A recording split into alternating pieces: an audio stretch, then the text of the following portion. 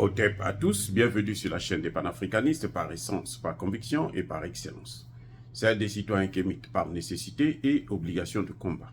Nous sommes une chaîne qui n'est guidée que par nos ancêtres et rien que par les ancêtres qui appartiennent à l'égrégore du monde noir. Par conséquent, nous ne croyons en aucun Dieu venu de l'étranger.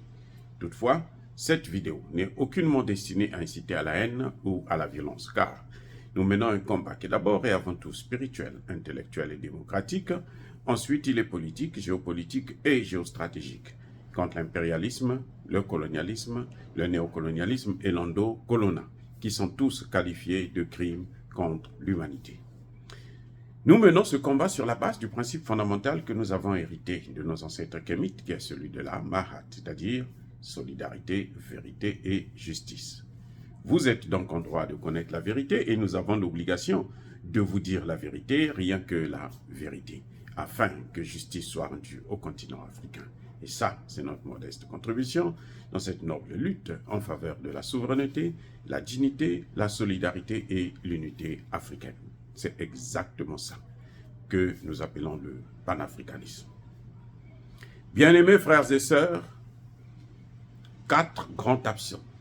Il y en a qui disent 3, mais moi je dis qu'il y en a 4. Moi je compte 4. Les grands absents au sommet des chefs d'État de la CEDEAO. 4. Ceux qui voulaient les va-t-en-guerre, ceux qui étaient décidés à mener la guerre contre le Niger. Il y a Alassane Ouattara, il y a Macky Sall, il y a Patrice Talon. Le 4e, vous savez c'est qui? C'est Emmanuel Macron. Eh oui, je dis Emmanuel Macron. C'est lui le 4e. Vous vous souvenez qu'en ce qui concerne le Mali, Emmanuel Macron a dit « J'appelle le président de la CEDEAO ». À l'époque, c'était Nana Akufo-Addo. Et je veux donner l'ordre pour qu'il puisse prendre des sanctions. Et le lendemain, la CEDEAO a pris des sanctions. Donc il est aussi membre. De même qu'il est membre du G5, qui est devenu G1 Sahel, puisque le Tchad et la Mauritanie aussi sont partis. Maintenant, ces 4 présidents, grands présidents de la CEDEAO, grands acteurs, CEDEAOistes, pourquoi ils ne sont pas venus? C'est la question qu'il faut se poser. Pourquoi ils ne sont pas venus? Je vais vous étonner. 1. Ils ne sont pas venus parce qu'ils ont honte. Ils n'arrivent plus à supporter l'échec. Toutes les décisions qu'ils ont prises là sont tombées à l'eau. Toutes les décisions de faire la guerre contre le Niger. Parti. Et pourquoi? Les gars, ce qui s'est passé là, c'est vrai que vous n'allez pas croire. C'est là où je dis, en fait, le président Tinubu, c'est un garçon, un gaillard.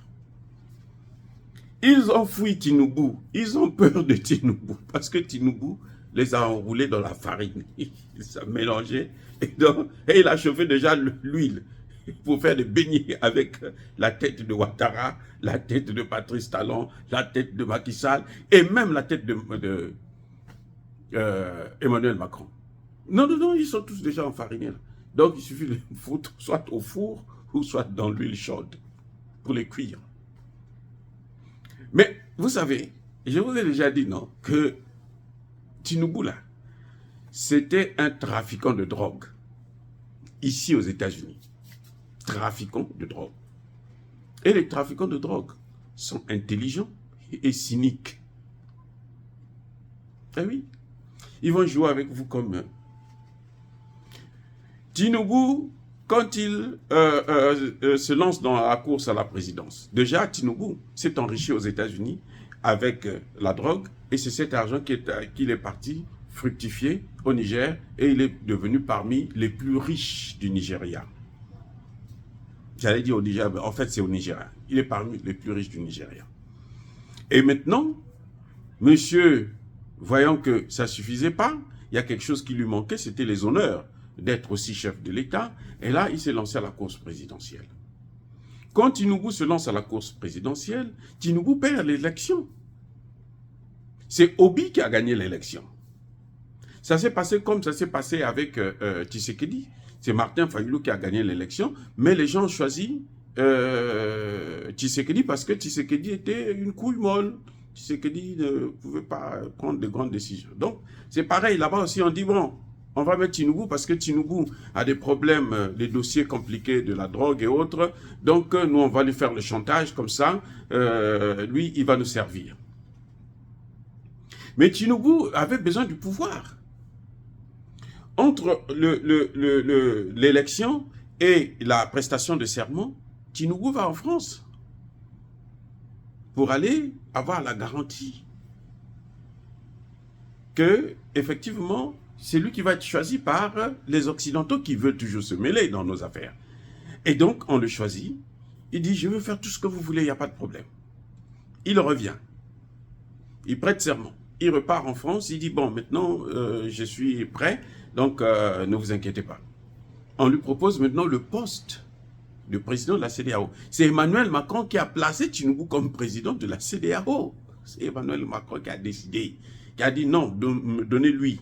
Parce que nous, si en cas de, nous, on peut utiliser le Nigeria, ils ont une grande armée, c'est un grand pays, ils ont l'argent pour faire la guerre. Puisque vous savez, les militaires français, quand ils viennent chez nous, là, au Mali, au Burkina, au Niger, ils ne sont pas payés par la France, ils sont payés par ces pays-là. Oui, ils sont payés par le pays hôte. L'argent est puisé dans le compte d'opération de ce pays. C'est pour ça qu'ils peuvent danser. Et la France n'a jamais fait une opération que les Français payent. Ce n'est pas les Français qui ont payé. Et ça, je peux vous le garantir. C'est nous qui payons. C'est le Mali qui a payé, le Burkina Faso qui payait, c'est le Niger qui paye. Alors, Tinubu accepte.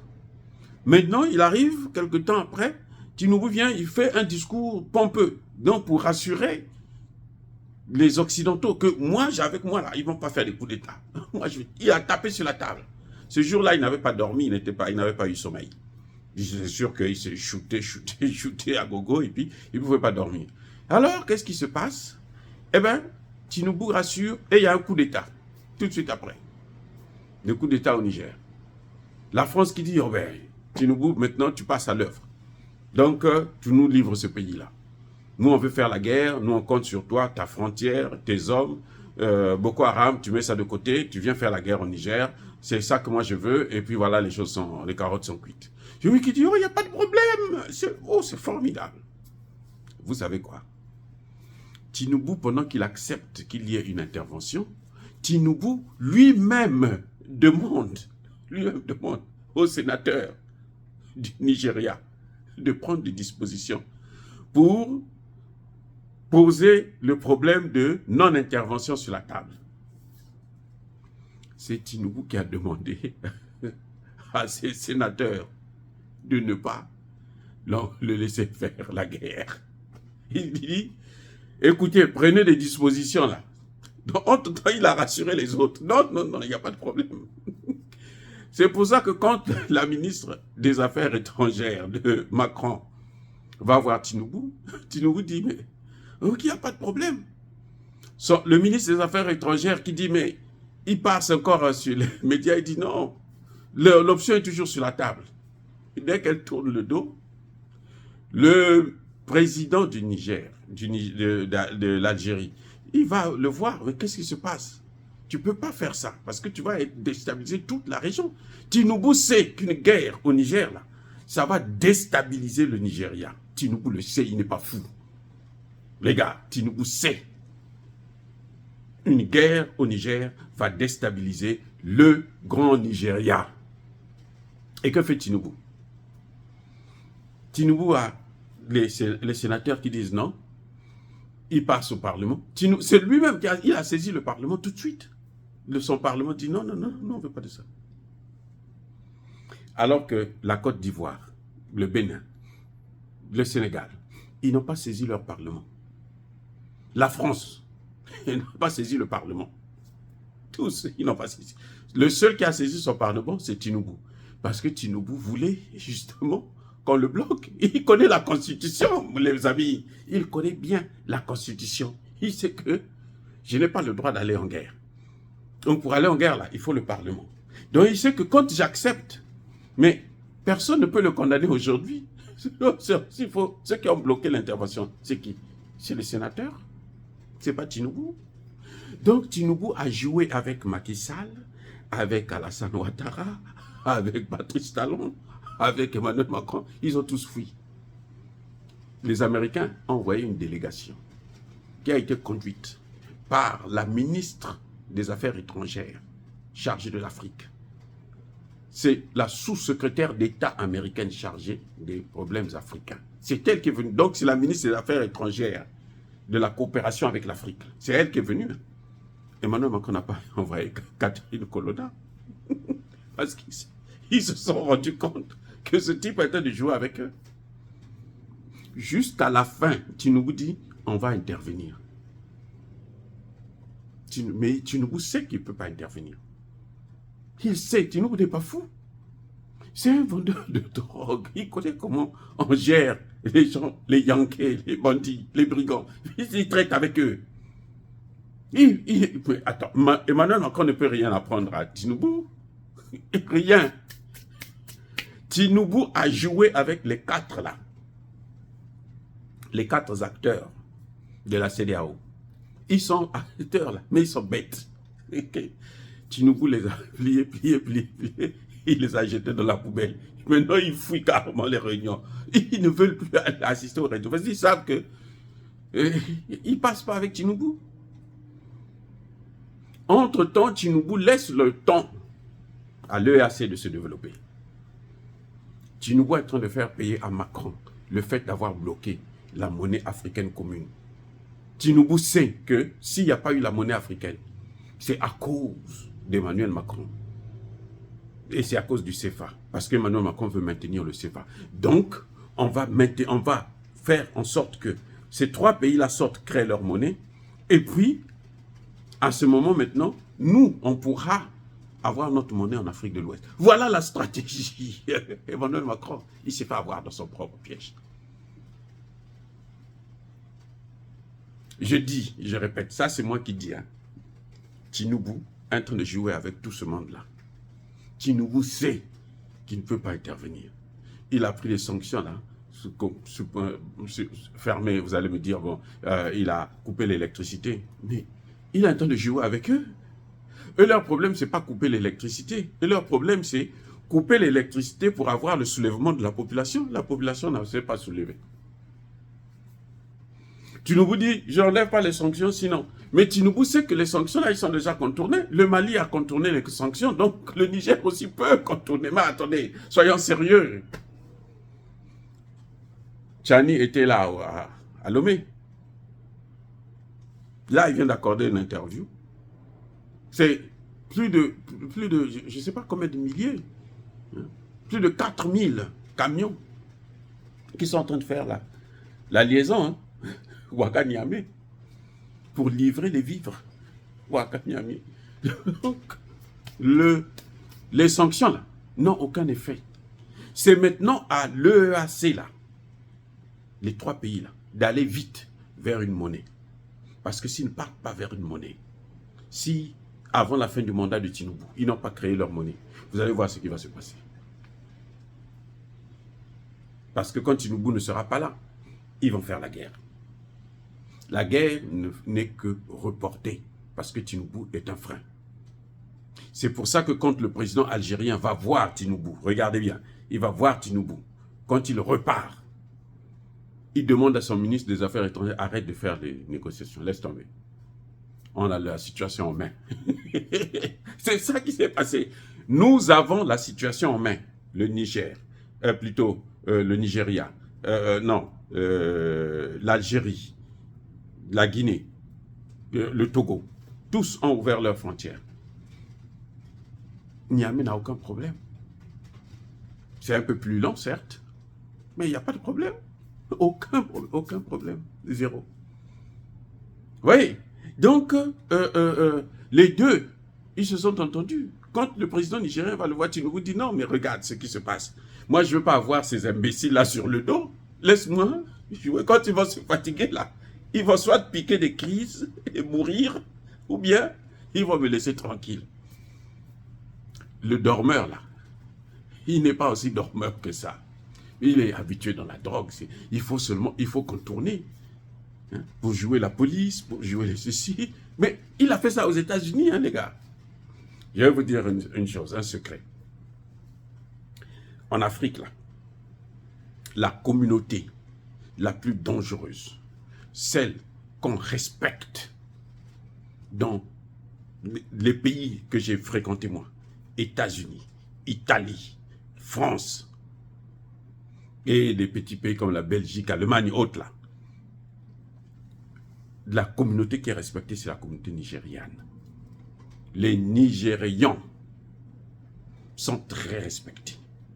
Parce qu'eux, ils ne jouent pas. Vous savez, ici aux États-Unis, les hommes politiques du Nigeria ne viennent plus se faire soigner ici. Parce que quand ils viennent se faire soigner, là, les populations nigériennes, quand ils savent ça, on va là les agresser chez eux. Et les États-Unis savent.